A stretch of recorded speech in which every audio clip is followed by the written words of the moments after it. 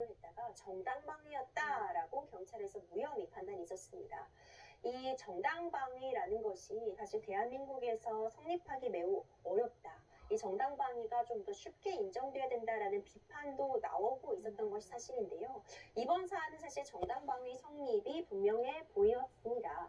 이 정당방위라는 것은 현재의 어떤 긴급한 위난을 피하기 위해서 내가 방어적인 차원에서 어떤 행동을 했을 때 이것은 죄가 되지 않는 정당방위다라는 것인데요. 앞서 이 침입을 했던 사안으로 돌아가 보자면 당장 현재 이 이른 새벽에 누군가 내 집을 침입했습니다. 현재 긴급한 위난 상황이 발생했다고 충분히 볼 수 있었고 강도가 나나씨 모녀에게 다가왔기 때문에 이에 대해서 이를 저지하는 차원에서 일부 나나씨 역시도 무력을 행사했다고 해도 이것은 정당방위 내에서 처벌이 되지 않는 행위로 포섭될 수 있기 때문에 이 부분 이미 정당방위가 된다라는 판단이 1차로 있었고요. 재판부의 판단도 다르지 않을 것 같습니다.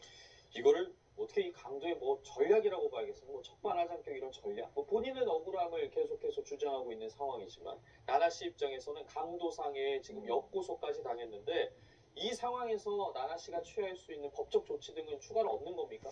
이와 관련해서 나나 씨에 대해 유명인인데 이와 관련해서 내가 오히려 피해를 입었다고 주장을 하고 있는 것 자체에 대해서 나나 씨 입장에서는 무고하게 본인을 음해하고 있다라는 취지로 명예훼손, 손해배상 같은 청구도 충분히 검토해 볼 수 있을 것 같습니다. 그렇다면 이런 나나 씨의 명예가 침해된 부분에 대한 민사상 손해배상 청구뿐만 아니라 지금 이런 강도 행위로 인해서 정신적인 고통을 받은 측면에 대해서 위자료 청구 같은 부분을 충분히 고려해 볼 수 있을 것 같고요. 무고죄 같은 부분도 생각을 해볼 수 있을 것 같습니다.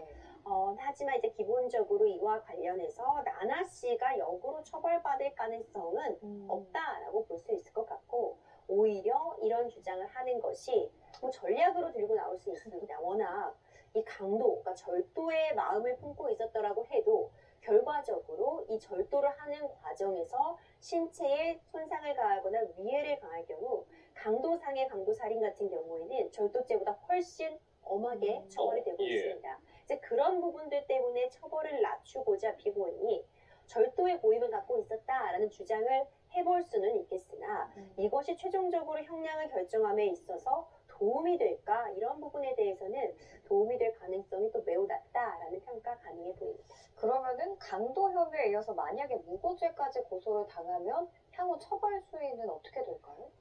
글쎄요, 이제 현재로서는 단정해서 말씀드리긴 어렵겠지만 이 강도상해가 워낙 중범죄이고요. 반성하고 있지 않다라는 부분들이 더해진다면 당연히 징역형은 내려질 수밖에 없어 보이고